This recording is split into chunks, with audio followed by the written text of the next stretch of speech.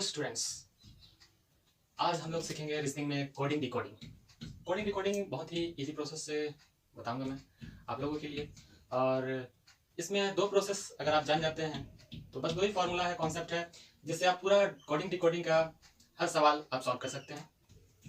इसमें आपको ए से लेकर जेड तक की नंबरिंग जानने की आवश्यकता है।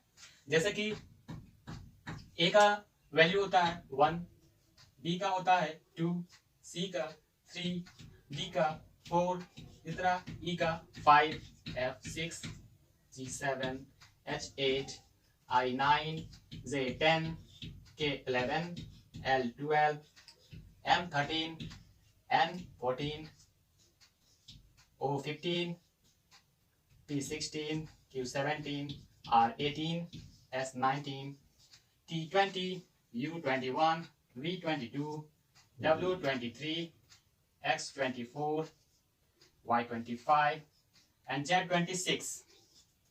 ये वैल्यू हमें याद रखने से हमारी कोडिंग डिकोडिंग की सारी क्वेश्चंस सॉल्व कर सकते हैं। इसे याद करना बहुत ही इजी है। आप ए से जेड तक की नंबरिंग याद रखिए। और इसमें एक तो ये कॉन्सेप्ट है और दूसरा ये है अपोजिट्स। दूसरा फॉर्म ये फर्स्ट स्टेप, ये आपका फर्स्ट फार्मूला है। ये आपका फर्स्ट फार्मूला है कि आपको नंबरिंग याद रखना है। नंबरिंग याद रखने से आपको सारे क्वेश्चन सॉल्व हो जाएंगे। ठीक है, पहला कॉन्सेप्ट ये है। दूसरा कॉन्सेप्ट है आपको अपोजिट्स। अपोजिट्स आपको दूसरा है अपोजिट। दूसरा फार्मूला है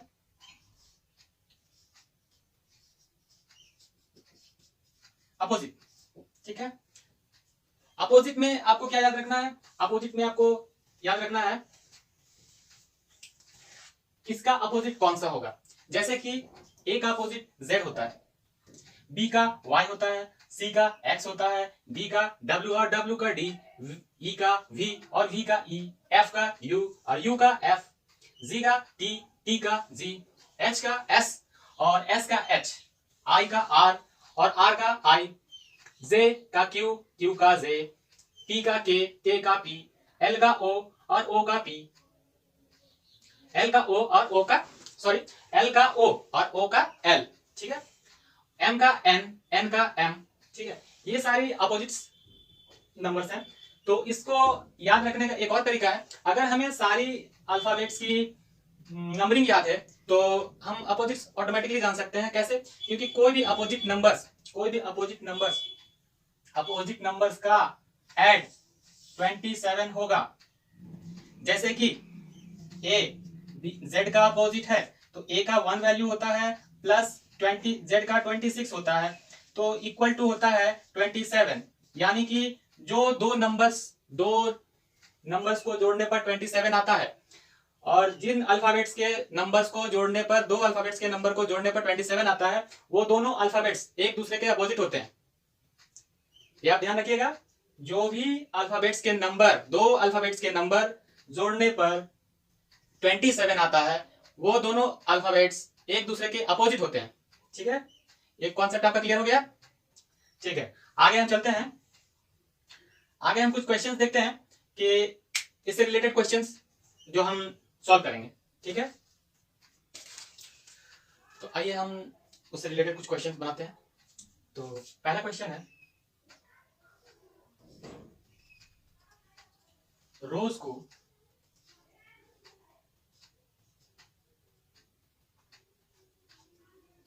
टी क्यू यू जी लिखते हैं तो बिस्किट को क्या लिखेंगे? तो ऐसे क्वेश्चंस को बनाने के लिए हम सबसे पहले नंबरिंग, मैंने कहा था आप लोग, क्योंकि सबसे पहले हमें नंबरिंग याद रखनी है। नंबरिंग और अपोजिट्स अगर हमें याद है तो कोई भी कोडिंग डिकोडिंग की सवाल हम सॉल्व कर सकते हैं। कोडिंग डिकोडिंग के सवाल में सबसे पहले हमें कोई भी क्वेश्चन आए उसका नंबरिंग सबसे पहले हमें पुट करना होता है। जैसे रोज आर का वैल्यू होता है 18, ओ का 15, एस 19, ई 5, T 20, Q 17, U 21, G 7। Okay, यहाँ पर B का वैल्यू 2, I का 9, S19, C3, U21, I9 और T20। ओके, सबसे पहले हमने नंबरिंग्स पुट कर दी है। नंबरिंग पुट करने के बाद हम लोगों को उसका डिफरेंस देखना है। उसके डिफरेंस से पकड़ना है कि आखिर में ये रोज जो है टी क्यू यू जी कैसे बन गया। तो उसको बनाने के लिए हमें सबसे पहले देखना होगा आर, पहला वैल्यू आर का 18 था तो उसकी जगह पे टी आया 20, यानी कि कितना प्लस हुआ, +2। ओ 15 था, हो गया क्यू 17, यानी इसमें भी +2। एस 19 था और 21 हो गया, इसमें भी +2। और ई 5 था जो कि जी 7 में हो गया, इसमें भी +2। तो इससे हमें पता चला कि सभी नंबरिंग्स में +2 ऐड करने के बाद जो भी मिला उसी प्रकार हमें इसमें +2 करके सबको निकालना है। तो सबसे पहले बी में करेंगे +2, आई में करेंगे +2, एस में करेंगे +2, सी में करेंगे +2, यू में करेंगे +2, आई में करेंगे +2 और टी में करेंगे +2। तो सभी में +2 करेंगे। तो बी +2 4 नंबर में आती है क्या, 4 नंबर में क्या आती है, डी का वैल्यू 4, ठीक है। आई 9, इसमें 2 प्लस करने पर 11 होता है, 11 में क्या आता है, के। ओके, 19 में 2 प्लस करने पर 21 में क्या आता है, यू। 3 में 2 प्लस करने पे 5 होता है, 5 में क्या आता है, ई। 21 में 2 प्लस करने पे क्या आएगा, 23, यानी W। 9 में 2 प्लस करने पर क्या होगा, 11, यानी कि K। और 20 में 2 प्लस करने पर क्या होगा, V। 22, ये हो जाएगा आंसर हमारा।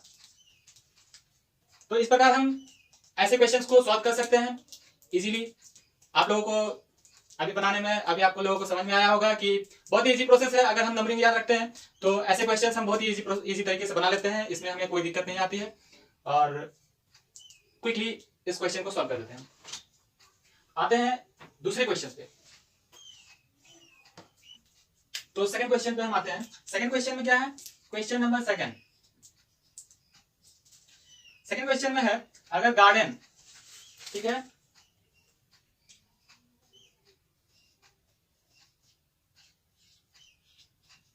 गार्डन को हम 3, 2, 5, 7, 6, 4 लिखते हैं। तो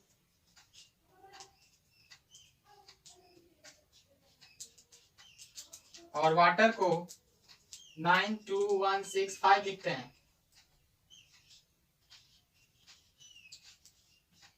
तो गार्डन को क्या लिखेंगे, ये सेकंड क्वेश्चन है। इसमें हमें नंबरिंग की कोई आवश्यकता नहीं है, इसमें 2 नंबर दिए गए हैं, ठीक है। तो इसमें काउंट कर लीजिए 1, 2, 3, 4, 5, 6, यहाँ 6 नंबर है, 1, 2, 3, 4, 5, 6, यहाँ 5 अल्फाबेट्स है ना, 5 नंबर है। तो ये जो निकालने को दिया गया है ये सारे अल्फाबेट्स ऊपर में हमें अवेलेबल है, तो डायरेक्टली हम वहां से उनके नंबर्स को पुट करेंगे, ठीक है। सबसे पहला नंबर है W का वैल्यू क्या है, फर्स्ट 9, तो हम क्या लिखेंगे, W के 9। A का वैल्यू A है, ऊपर भी A है, तो A की जगह पे क्या लिखा गया है, 2 लिखा गया है, ऊपर भी 2 लिखा गया है, ठीक है। तो A की जगह पे क्या लिखेंगे, हम 2 लिखेंगे, ठीक है।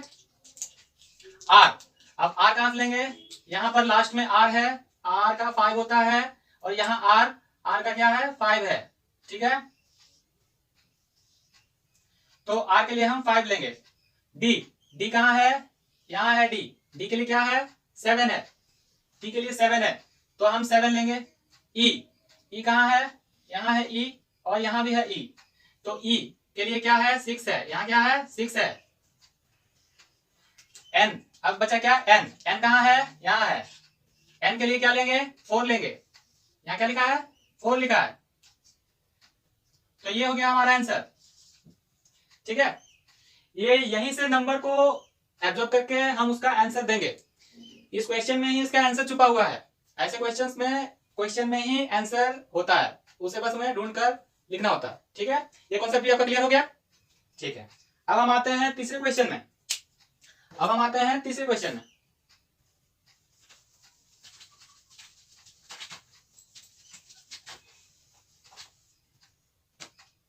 तीसरा क्वेश्चन है माउथ, MOUTH। ठीक है, माउथ को लिखा गया है NLFGS। ठीक है, तो हम हॉर्स को क्या लिखेंगे? HORSE। हॉर्स को क्या लिखेंगे? तो हमने बताया था ऐसे क्वेश्चन में सबसे पहले हम उसे नंबरिंग करते हैं। नंबरिंग करने के लिए सबसे पहले हम नंबरिंग करेंगे। M का वैल्यू क्या होता है? M का वैल्यू होता है 13, O का 15, U का 21, T का 20, H का 8, ठीक है, N का 13, N का 14, L का 12, F 6, G 7, S 19। ठीक है, उसके बाद H का 8, O 15, R 19, R 18, S 19, E 5।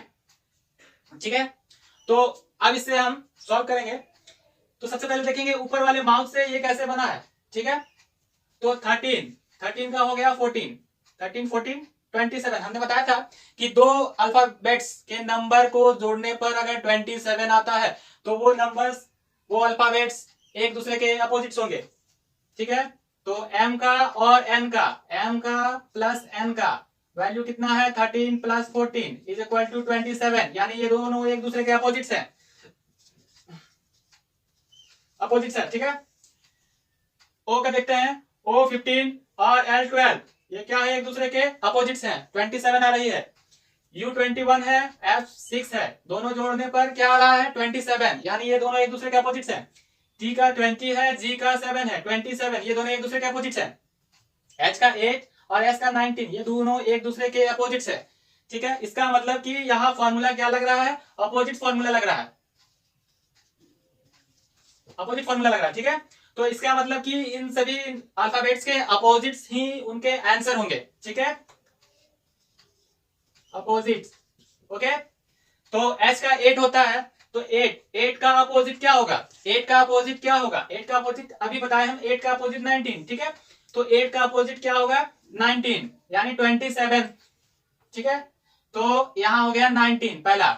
O है 15, 15 का अपोजिट क्या होगा? 12 होगा। ठीक है, 12। R हो गया 18, 18 का अपोजिट क्या होगा? 18 का अपोजिट क्या होगा? बोलिए, 18 का अपोजिट क्या होगा? 18, 27, 27। ठीक है, 27 यानी कि 9। आपको यहाँ कितना देना है? 9। 18 का अपोजिट 9, S का 19, 19 का अपोजिट क्या हो जाएगा? 19 का अपोजिट हो जाएगा 19 का अपोजिट हो जाएगा 8, और यहाँ 5 है, 5 का क्या हो जाएगा? 12 हो जाएगा। ठीक है, 5 का 12, सॉरी 5 का आपका 21 हो जाएगा, 22 हो जाएगा। ठीक है, यानी V। ठीक है, तो 19 में क्या आता है? 19 में क्या आता है? S आता है, 12 में L आता है, 9 में I आता है, 8 में H आता है, 22 में V आता है। तो हमारा आंसर ये हो जाएगा, अपोजिट्स। ठीक है, ये हमारा अपोजिट्स आंसर है। तो इसी प्रकार और भी बहुत सारे क्वेश्चंस हैं जिसे हम सॉल्व करेंगे, और आप लोगों की सारी दिक्कतों का हम समाधान यहाँ देंगे। बस आप जिस प्रकार हमारे वीडियो के थंबनेल में बताया गया है कि सारे कॉन्सेप्ट को आपको हम क्लियर करके बताएंगे। ये कोडिंग रिकॉर्डिंग का जितना भी सारा प्रॉब्लम होगा वो हम सॉल्व करेंगे, और आज चाहेंगे कि आप लोगों की जितनी भी समस्याएं हैं कोडिंग रिकॉर्डिंग से रिलेटेड, सारी समस्याओं को हम दूर कर पाए। ठीक है, तो इसलिए आप हमारे वीडियो को वॉच करिएगा और बने रहिएगा हमारे साथ। तो हम जितने भी समस्याएं हैं हम उसे सॉल्व करते रहेंगे, और आप लोगों के सपोर्ट से आप लोगों को फ्री क्लासेस, देखिए आज के समय में कोई भी फ्री क्लासेस किसी को नहीं देते हैं, बट हमने चाहा है कि गरीब बच्चों के लिए ये सुविधा प्रदान करें, और जितने भी गरीब बच्चे हैं ये यूट्यूब के माध्यम से ये रीजनिंग को अच्छी तरह से समझें और कुछ बन पाएं, ये मेरी कामना है। और मैं चाहूँगा कि हमारी वीडियो देखकर किसी गरीब बच्चों, गरीब छात्र का उद्धार हो। Thank you for watching my video.